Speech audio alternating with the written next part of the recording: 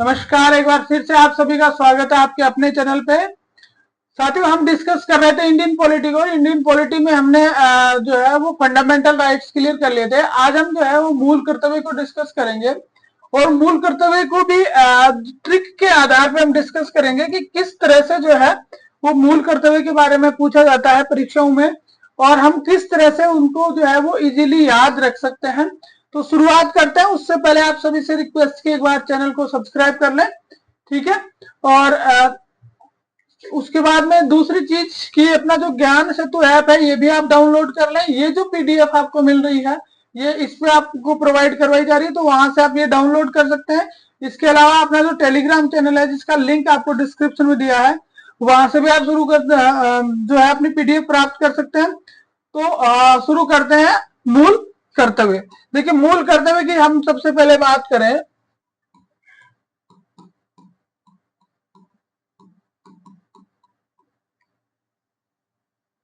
मूल कर्तव्य में पहला प्रश्न ही अपना बनता है कि अपना जो मूल संविधान था,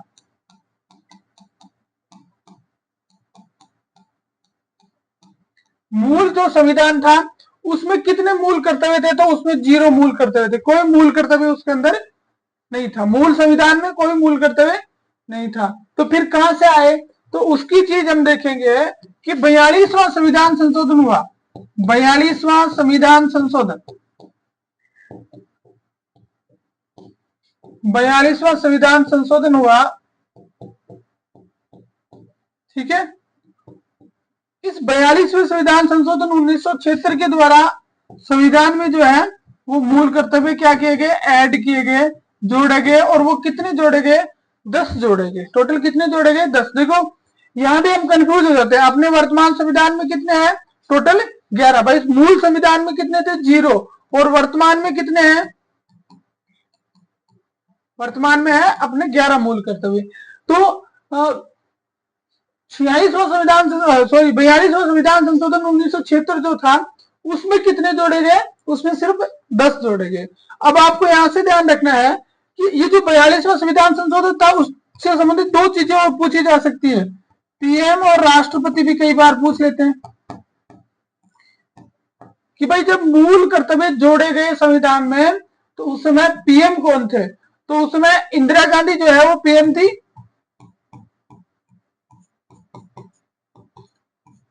और राष्ट्रपति थे फखरुद्दीन अली अहमद।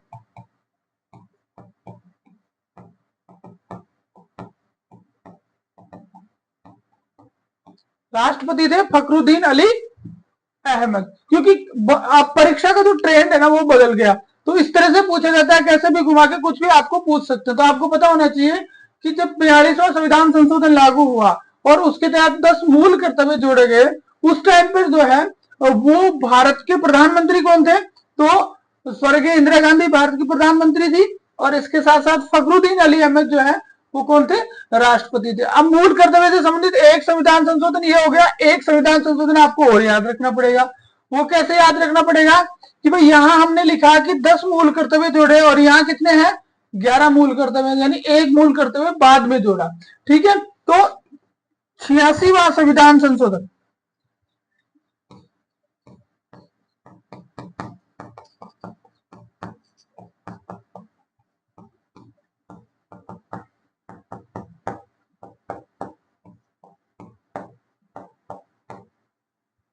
86वां संविधान संशोधन 2002 जो है इसके तहत एक मूल कर्तव्य जोड़ा गया। कितने मूल कर्तव्य जोड़े गए? एक जोड़ा गया। शिक्षा के अधिकार वाला संविधान संशोधन है ये।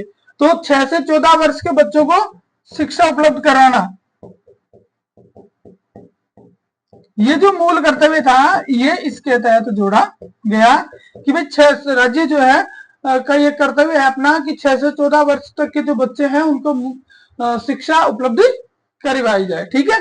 तो इस समय पीएम थे आपके अटल बिहारी वाजपेयी।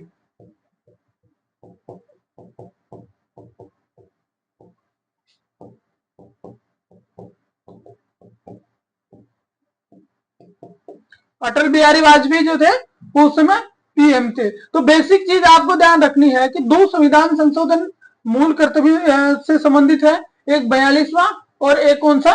86वां संविधान संशोधन। ठीक है, 1 से 10 मूल अधिकार मूल कर्तव्य जोड़े गए और 1 से जो है वो 1 जोड़ा गया। इसमें पीएम जो थे वो इंदिरा गांधी थी पहले वाले में, और दूसरे वाले में जो थी वो कौन थे, अटल बिहारी वाजपेयी थे। अब आगे चलते हैं, अब देखते हैं कि वर्तमान में जो संवैधानिक स्थिति है वो क्या है।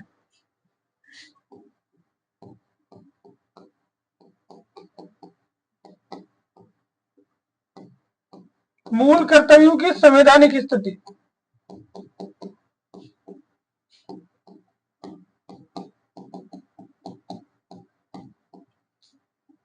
मूल कर्तव्यों की संवैधानिक स्थिति। देखिए, संवैधानिक स्थिति की हम बात करते हैं तो भारत का जो संविधान है उसके बाद 4 क में जो है मूल कर्तव्य जोड़े गए। किसमें जोड़े गए, 4 क में। हमने पढ़ा था कि भाई 4 जो है ना, भाग 4, उसमें तो क्या है, नीति निर्देशक तत्व।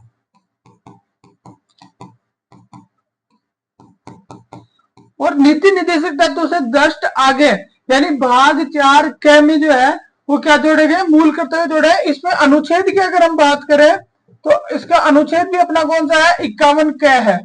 कौन सा है, 51 क। अनुच्छेद कौन सा है, 51 क के अंदर जोड़े गए। तो वर्तमान में भाग 4 क में अनुच्छेद 51 क में जो है वो टोटल कितने, टोटल 11 मूल कर्तव्यों का उल्लेख है, ये हमें याद रखना है।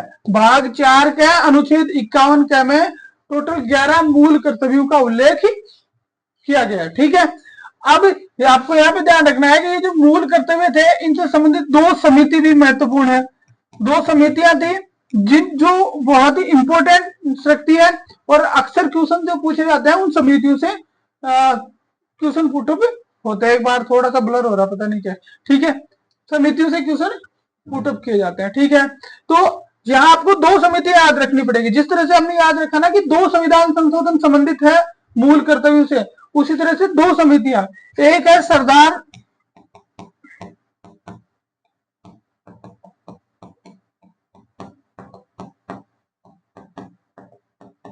स्वर्ण सिंह समिति, ठीक है, और दूसरी है वर्मा समिति।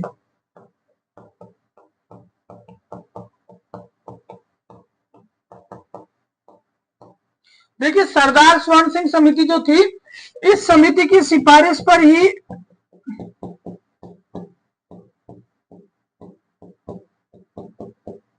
इस समिति की सिफारिश में मूल कर्तव्य जो थे वो भारतीय संविधान में समाहित किए गए।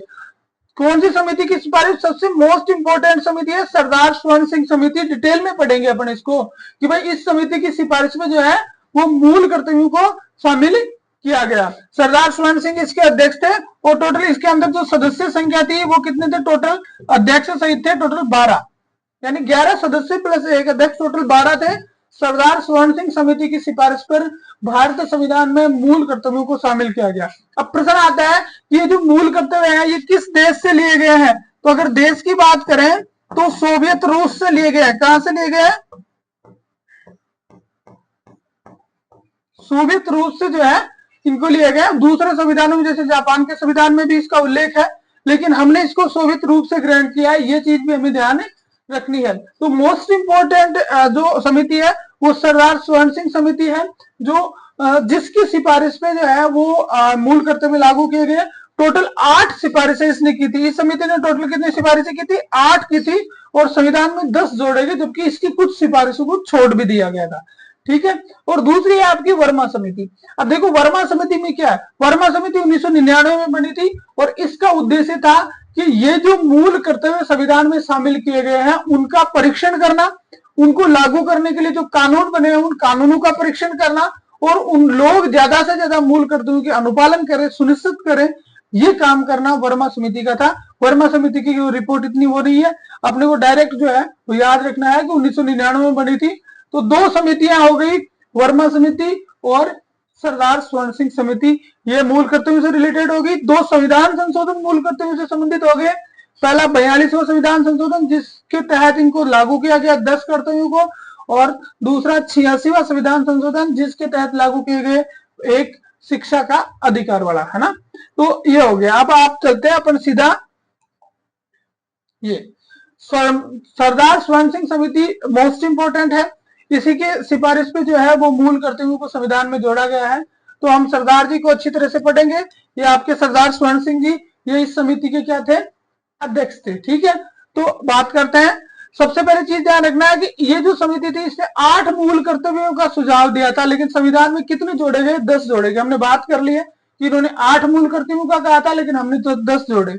42वां संविधान संशोधन 1976 द्वारा भाग 4 का अनुच्छेद 51 का में 3 जनवरी 1977 को लागू किया गया। देखिए सबसे मेन चीज क्या आती है कि कई बार पूछते हैं भाई लागू कब किया गया, तो हमें ये तो पता होता है कि 42वें संविधान संशोधन के तहत किया गया, लेकिन तारीख पता नहीं होती है। तो आपको ध्यान रखना है कि जो 42वां संविधान संशोधन था वो 3 जनवरी 1977 को लागू हुआ था।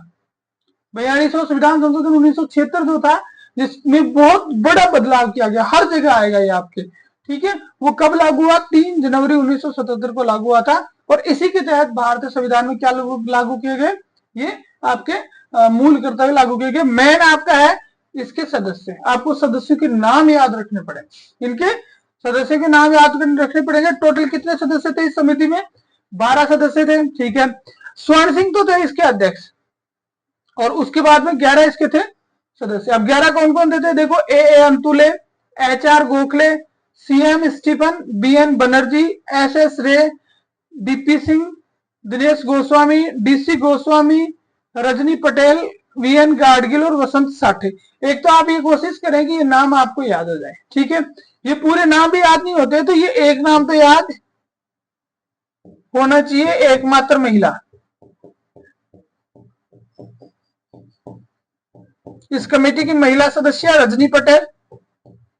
ठीक है, तो ये तो हमें याद करना ही है।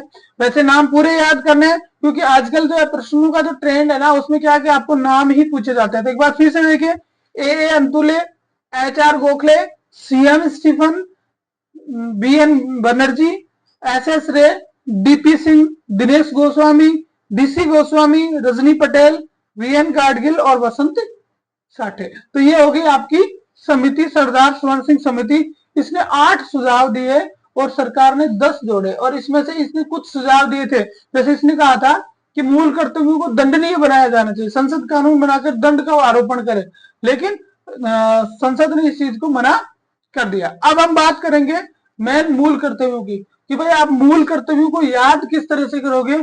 उनकी जो ट्रिक है, आजकल क्या है सीक्वेंस में पूछा जाता है, आजकल क्या है सीक्वेंस में पूछा जाता है। तो उस ट्रिक को याद करेंगे, मूल कर्तव्य याद कैसे करेंगे, उसकी आपको ट्रिक याद करनी पड़ेगी। सबसे पहले हम अनुच्छेद की बात कर रहे थे, तो अनुच्छेद था आपका 51(1). ठीक है, 51(1) हो गया। उसके बाद में आप यहां से शुरू कर लो, A B C D E F G H I J और K। ये 11 मूल कर्तव्य हो गए आपके। ठीक है, ये 11 मूल कर्तव्य हो गए अनुच्छेद 51(a), अनुच्छेद 51(b), C, D, इस तरह से। ठीक है, तो आपको किस तरह से याद करना है, एक ट्रिक के द्वारा याद करना। आपको यहाँ एक ट्रिक याद रखनी है। सबसे पहले हमें यहां से ये ट्रिक रखनी है,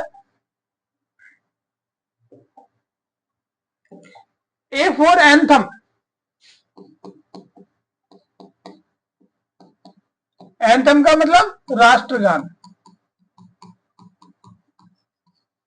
क्योंकि आजकल जो है ना वो सीक्वेंस में पूछा जाने लगा, आपको सीक्वेंस में पूछा जाता है, तो वो सीक्वेंस जो है वो आप यहां से बना सकते हो, पूरे मूल करते हुए याद हो जाएंगे, कोई दिक्कत वाली बात नहीं। तो A for anthem, B for आपको याद रखना है बापू का आंदोलन, महात्मा गांधी ने आंदोलन किया था, वो याद रखना, B फॉर बापू का आंदोलन। C फॉर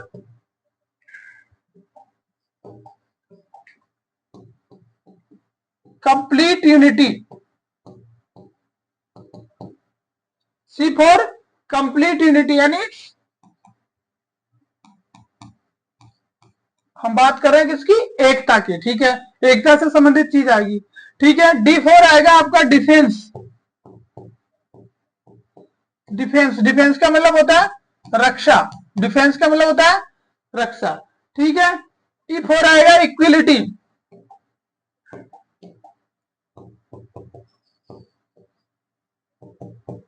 इक्विलिटी यानी समानता। F4 आपको लिखना है फैंसी कल्चर, सामसिक संस्कृति।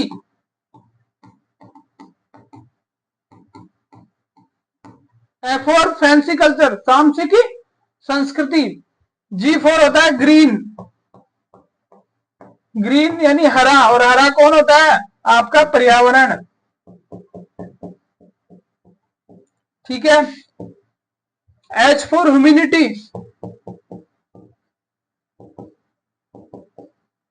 ह्यूमैनिटी से याद रखना है मानवता। H4 ह्यूमैनिटी, ह्यूमैनिटी से याद रखना है मानवता। I4 इंडियन प्रॉपर्टी,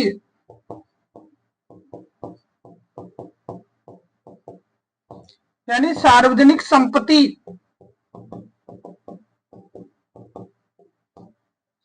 ठीक है। उसके बाद में अगला आता है आपका J। I4 हो गया आपका इंडियन प्रॉपर्टी, और J4 हो जाएगा ज्वाइंट एक्टिविटी।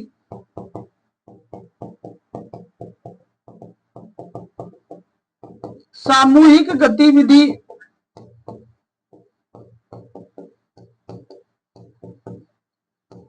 सामूहिक गतिविधि। और K4 हो जाएगा किड्स एजुकेशन।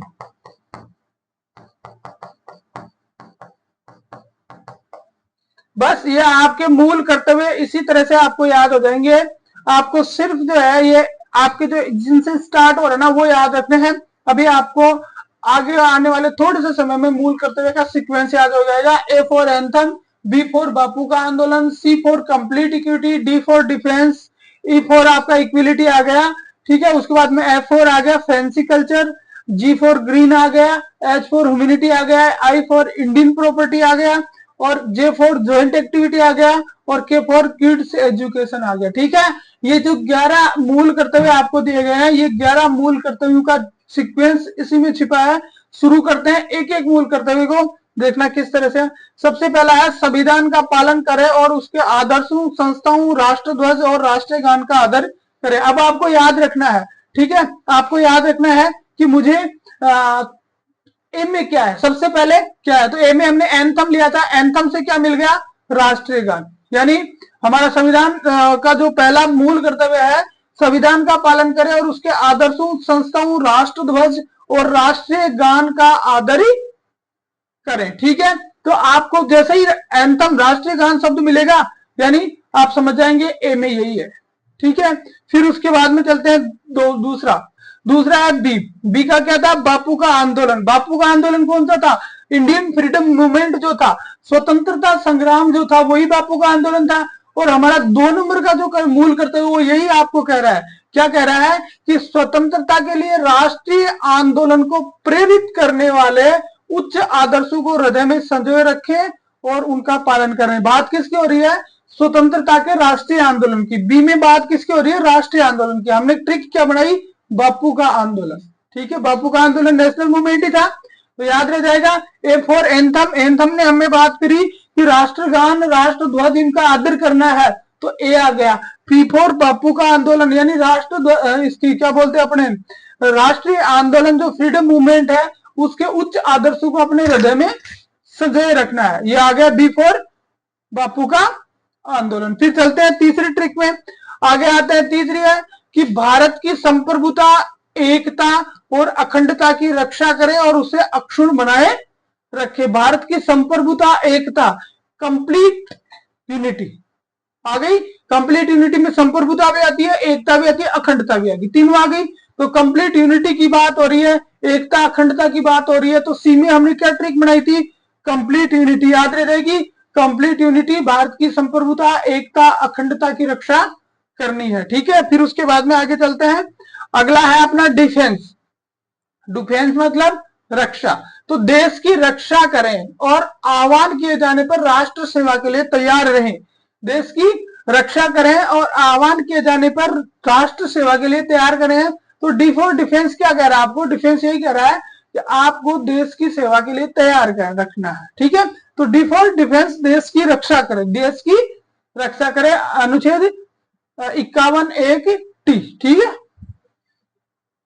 फिर उसके बाद में देखो आगे ई में हमने क्या लिखा था, इक्विलिटी यानी समानता, इक्विलिटी यानी समानता की बात करी थी अपन ने ई के अंदर, ठीक है। यहाँ क्या कह रहा है देखो, भारत के सभी लोगों में समरसता और समान भ्रातृत्व की भावना का निर्माण करें, जो धर्म, भाषा और प्रदेश या वर्ग आधारित सभी प्रकार के भेदभाव से परे हो। कि कुल मिलाकर ये जो आपका मूल कर्तव्य है, इसका सार क्या आ रहा है कि समरसता और समान भ्रातृत्व की भावना, यानी समानता पैदा करनी है सबके अंदर, सबके अंदर क्या करनी है, इक्विटी पैदा करनी है। तो यहाँ आपको देखना पड़ेगा कि थोड़ा सा भी जहां जो मिल रहा है कि भाई देखो ऊपर नीचे नहीं, सबके सब क्या है, इक्विल है।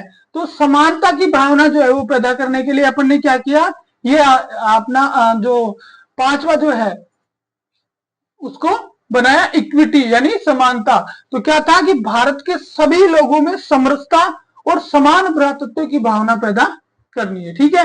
ये सीक्वेंस पूछा जाएगा, एक एक शब्द को आपको पकड़ना पड़ेगा, तभी याद रहेगा, पूरा याद रहने वाली चीज नहीं है, ठीक है। आगे चलते हैं, आगे देखो छह में हमने लिखा फैंसी कल्चर। कल्चर क्या होता है, संस्कृति होता है, और यहाँ देखो संस्कृति शब्द है, सामाजिक संस्कृति। हमारी सामाजिक संस्कृति और गौरवशाली परंपरा का महत्व समझें और उसका परिरक्षण करें। हमारी सामाजिक संस्कृति, ये देखो इस तरह की जो भारत की संस्कृति है, तो भारत की संस्कृति का की जो गौरवशाली परंपरा है उसका महत्व समझे, यानी फैंसी कल्चर को समझना है आपको। फैंसी कल्चर आपने ट्रिक बनाई, क्या बनाई, फैंसी कल्चर। तो सामाजिक संस्कृति, फैंसी कल्चर मिलान हो गया यहाँ पे, को समझे और परंपरा के महत्व को बढ़ाए। तो ऐप से हो गया सामाजिक संस्कृति, ठीक है। प्राकृतिक पर्यावरण जिसके अंतर्गत वन, झील और नदी। अब किसकी बात हो रही है यहाँ पे, पर्यावरण की बात हो रही है। अनुच्छेद कौन सा है, जी4 हमने क्या बनाया, ग्रीन। हरा भरा कौन रहता है, हरा भरा भारत का क्या रहता है, पर्यावरण रहता है, ठीक है। तो भारत का जो हरा भरा पर्यावरण है उसके अंतर्गत वन, झील, नदी और वन्य जीव आते हैं। उनकी रक्षा करें, संवर्धन करें और प्राणी मात्रों के प्रति दया भाव रखें। मतलब जीव और पर्यावरण से रिलेटेड जो भी बात आएगी वो किसमें आएगी, 51(1)(जी में आएगी। जी4 से हमने बना लिया, वैसे क्या शब्द बनाया था, ग्रीन बनाया था, तो वैसे ही कोई दिक्कत होने वाली बात नहीं है। जी4 ग्रीन यानी पर्यावरण से रिलेटेड बात की जाएगी। F4 फैंसी कल्चर यानी सामाजिक संस्कृति से रिलेटेड बात की जाएगी, ठीक है। उसके बाद में आगे चलते हैं, अगला है अपना 51H, अनुच्छेद 51H। H में क्या है, H में हमने लिखा था ह्यूमैनिटी, मानववाद या मानवता, ठीक है। यहाँ क्या है, वैज्ञानिक दृष्टिकोण में मानववाद। आगे शब्द वैज्ञानिक दृष्टिकोण में मानववाद ज्ञानार्जन तथा सुधार की भावना का विकास करे। वैज्ञानिक दृष्टिकोण में मानववाद और ज्ञानार्जन और सुधार की भावना का विकास करे, ये चीज क्या जा रहा है। तो ह्यूमैनिटी से हमने क्या कर लिया कि मानववाद शब्द आएगा बीच में, मानववाद शब्द बीच में आएगा। वैज्ञानिक दृष्टिकोण में मानववाद और ज्ञानार्जन और सुधार की भावना का विकास करे, ठीक है। उसके बाद में आगे चलते हैं, उसके बाद में आता आई, इंडियन प्रॉपर्टी, सार्वजनिक संपत्ति, ठीक है। ये भारतीय परिसंपत्ति किसकी है, सबकी। ये संपत्ति किसकी है, ये सबकी है, आपकी भी है, मेरी भी है, सभी लोगों की है, सभी भारतीयों की है। तो इंडियन प्रॉपर्टी को हमें क्या करना है, सुरक्षित रखना है। सार्वजनिक संपत्ति को सुरक्षित रखें और हिंसा से दूर रहें, और हिंसा से दूर रहें, ठीक है। तो हिंसा और सार्वजनिक संपत्ति को नुकसान कब होगा, जब हिंसा होगी, और हिंसा होगी तो अपनी सार्वजनिक संपत्ति नष्ट होगी। तो I for Indian property, I for Indian property, भाई ये इंडियन प्रॉपर्टी बचानी है। उसके बाद में आगे चलते हैं, 10वां है आई जे। 10वां क्या है, जे में हमने क्या लिखा, ज्वाइंट एक्टिविटी। ज्वाइंट एक्टिविटी का मतलब क्या है, सामूहिक गतिविधि।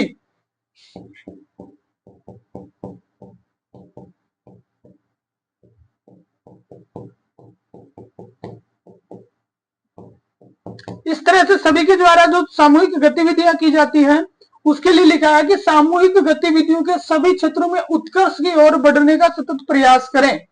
सामूहिक गतिविधियों के सभी क्षेत्र में उत्कर्ष की ओर बढ़ने का सतत प्रयास करें, जिससे राष्ट्र में प्रगति की ओर निरंतर बढ़ते हुए उपलब्धि की नई ऊंचाई को छू ले। तो आपको पकड़ना किसका है, सामूहिक गतिविधि को।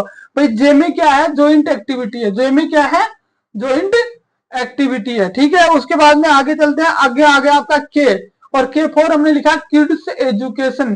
86वें संविधान संशोधन द्वारा जोड़ा गया कि 6 से 14 वर्ष तक की आयु के जो बच्चे हैं उनको क्या उपलब्ध करवाई जाएगी, उनको शिक्षा उपलब्ध करवाई जाएगी। इन बच्चों को सभी को जिनकी उम्र 6 से 14 वर्ष हो, ये हमारा क्या है, नागरिक का क्या है, कर्तव्य है प्रत्येक नागरिक का कि अपने 6 से 14 वर्ष के बच्चों को शिक्षा उपलब्ध करवाए। ठीक है, तो किड्स एजुकेशन से जुड़ गया। तो फिर देखो ए फॉर एंथम बनाया हमने, एक बार फिर से रिपीट कर लेते हैं इसको पूरे सिस्टम को।